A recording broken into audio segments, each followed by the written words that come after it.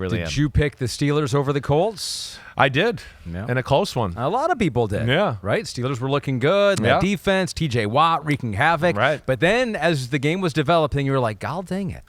Shane Steichen, he's got something on this Colts defense. He's definitely. figured something out. You're like, Steelers defense, right. Well, whatever. Either way. The Steelers defense. I got to figure this out. He's got something on his own defense, too. I'm sure he does. He does. He's a smart coach. Right. And so you went into the barn and the deep dive on the film on this. And so let's just start kind of like with your headlines. What were you looking for and what did you find? Well, I think the big thing is just that it's the Steelers. They give everybody problems on the offensive side of the ball for the most part.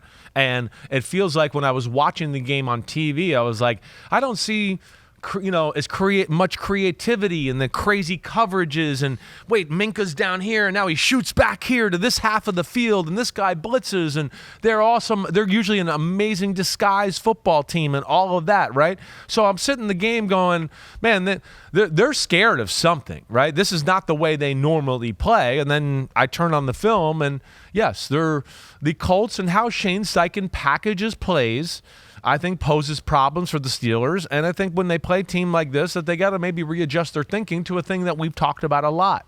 Okay. You can't be perfect on every call against great offensive coordinators, right? You can't. You can't line up and go, Shane Steichen's, the O'Connells of the world, the Shanahans, and think every play, we're going to be sound with everything we do in this defense. There's too many shifts, motions, this guy pulls, this guy goes behind the line of scrimmage to where you're not. You got to blitz them back. I don't mean actually blitz. You got to do some stuff that's crazy that they don't expect that maybe you wouldn't normally do to keep them off balance to a degree. Because if you just play at status quo, you're like, they call plays and the way they package them where you go, wait, we want to run to the left. Oh, they're playing this? Well, I packaged it with an RPO over here, and now they have too many people to stop the run, and they can't stop this over here, right? Mm-hmm. And that's what the good ones do. And that's where you see it gives the Steelers problem, and they simplify the Steelers and take away one of their great advantages. All right, let's go inside your notebook right here, too, and take a look at some of the stuff you're saying as you were just mentioning. And this is our weekly test of the homies and viewers out there. We should do a contest. If a homie can get 100% of your words correct, they get like a T-shirt or a mug or something like that. You couldn't do that? That one doesn't look that bad I usually can. We talk this a lot. Pete says the last two words. Richardson run where he gets hurt. Show this. Show this. Yes. Pete goes, I couldn't quite read that last line, and it was a direct message to Pete of what we should show here in the podcast. Well, now you do know it, Pete. Yep. But you got to this is what we talk about, and this is what all the great defenses in football do. There's got to be calculated risk, right? Mm-hmm. Right? It goes back to almost like what we talked about with the Chiefs and the Eagles in the Super Bowl, right? That was the moment. That was Shane Steichen, if you remember. Yeah. Because Steve Spagnuolo watched that and went, wait, I don't care what defense I call, I'm never going to be right. They've programmed the quarterback that if you do this, I do that. If I do that, you do this. So you can't be right with how he packages schemes and everything together. So you got to do some things every now and then to go, we're just going to attack you and force your hand to go, wait, we got to throw it out here, or we can't run this one, period, and put some pressure on you that way. And I felt like, especially with Anthony Richardson in the game and the quarterback run design stuff, the Steelers were like handcuffed and like, wait, we got to have a guy for this gap. We have a guy this gap. Oh, and they might throw the RPO screen out here. And they were trying to defend everything. And within trying to defend everything, they were defending nothing. And the Colts were just going here, 5 yards here, 5 yards here, 20 yards here, 5 yards here. And it was so simple and easy that way. And if you really look at the game, okay, the Colts' domination more was really when Richardson was in the game. They went down and scored 2 quick touchdowns. Because of his ability to run, they had the Steelers all scared to do anything. Mm-hmm. So they scored 7 points with Richardson, went right down the field again. Then he got hurt, and then Flacco came in for, 1 or 2 plays, and they scored a touchdown with a guy wide open. But they settled down after that. And after that, we got to a point where... Played pretty well. I mean, it really only had one drive the whole rest of the game. To get 17, the Steelers went for it on 4th and 1 on their own 39-yard line. So they kicked a field goal right after that drive, 17-0. And then after that, like, they had one more drive the rest of the day. They settled in because it was Joe Flacco, and they were like, wait, quarterback run is off the table now. Now we can go into a little bit of disguising coverages and craziness and all that. And they did settle in, but it was too little too late, let alone couple that with they were too late to unleash Justin Fields in the pass game, like I said Sunday night. Yeah. Flip side of the ball there. So for the offensive line for the Colts, it was, 5 years ago? When we started this podcast, it was like Colts were the number one offensive line. Everyone agreed it was true. And then as the years went on, we're like, actually, guys, we need to reevaluate this because that Colts offensive line is not as good as it was in the past. Right. Against the Steelers, you talked about them in your notebook. You were impressed by them. They're back. They've been back this whole year, right? They're one of the best running teams in football. They are. Quentin Nelson, who had a year or two of like, wait, he's not his dominant self. He looks totally awesome here again. The two tackles are special players. That's the big thing with them too. You rush 4 against that group there, good luck. I mean, again, you didn't see the front 4 of the Steelers really have a lot of success against this front here.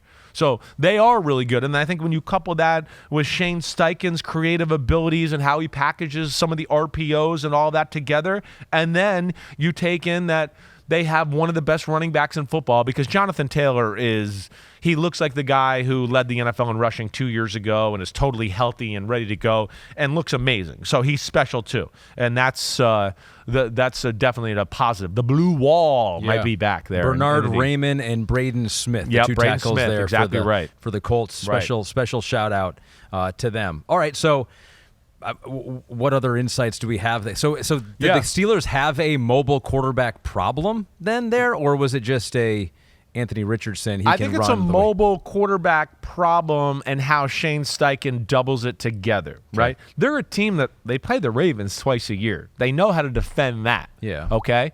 But this is different, and it's about how Steichen either like the RPOs off of it. So you have to worry about when Richardson and the way Steichen packages it, he literally has 3-for-1 sometimes, it looks like, where we can run the ball, we can run the read option, or we could throw the RPO according to all 3 different looks. And that's what I mean. You're not going to be right either way. And I think with one of the plays, you got it, Pete, where we could show it a little bit. Oh, we do have it. Yeah, there are some plays, again, where I'll show you.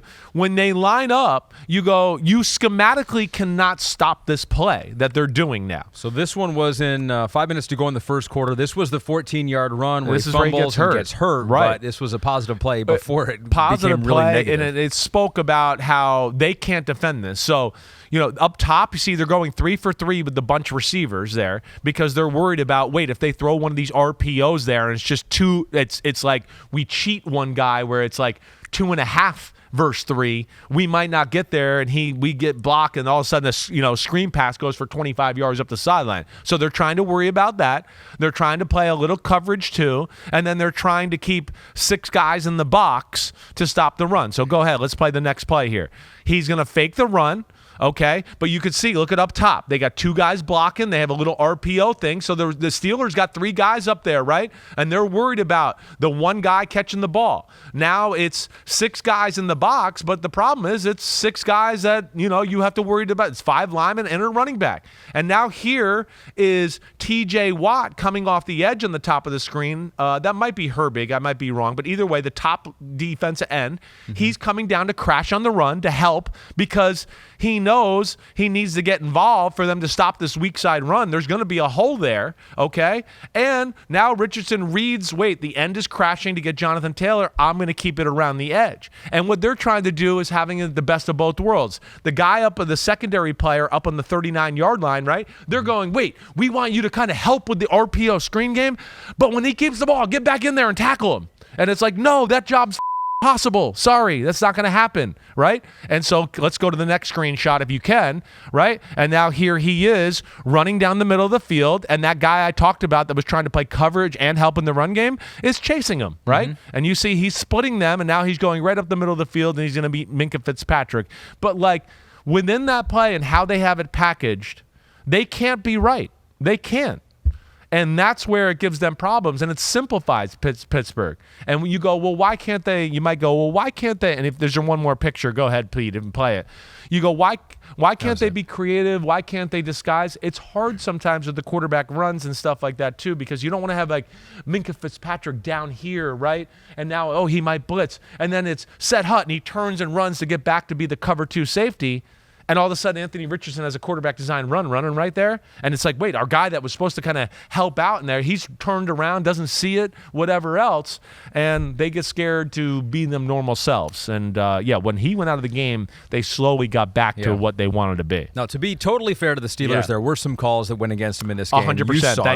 Thank you for that, for sure. The Minkah Fitzpatrick one. That was big. That was on the touchdown drive. I mean, I'm not totally – is that true, Pete? I didn't see that one, but I mean – yeah, I'm pretty sure. What do you mean? What Steelers fans know, but it's one that they've been talking. Mike Tomlin called it too. It was not good. The NFL, I think, apologized to Mike Tomlin. I talked to New York yesterday, said Mike Tomlin. They didn't like that call as well, but that doesn't help me on a Monday. Yeah. Officials aren't perfect. None of us are. We all make mistakes in game that we have to overcome. And if they make a mistake in game, we better be prepared to overcome that as well. That's ultimately they could not overcome. No, they could not. That was bad. And it was a bang play that a throw that was not that much off target. And it's like, I don't know. Minkah Fitzpatrick tried to hold up. He tried not to do it, but he was like one step away and running 4.4. So it's like, he doesn't have Michelin tires.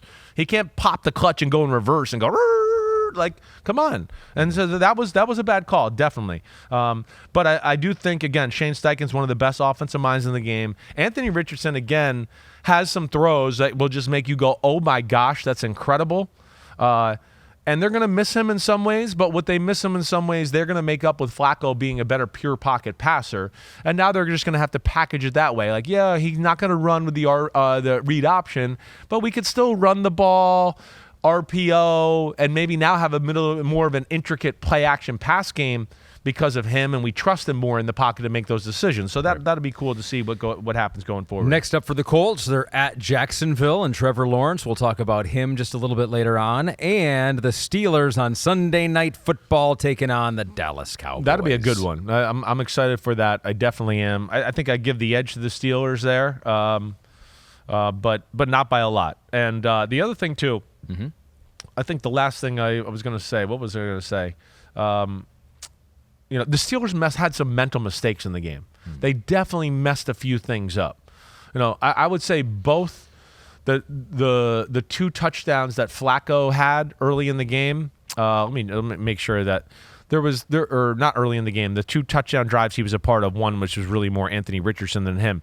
They blew the coverages, and that was an issue. And there definitely was some mistakes made by the Steelers on that in the secondary during the day. Yo, homies, thanks for watching. Yeah, it's time. The NFL season is here on Chris Simms Unbuttoned. You can hit subscribe to get all the weekly picks, plus our Sunday recaps as the games are happening. Oh, you know it. Nobody does that better than us. Thanks again for watching. Remember to subscribe. Peace out. We'll see you next time on Unbuttoned.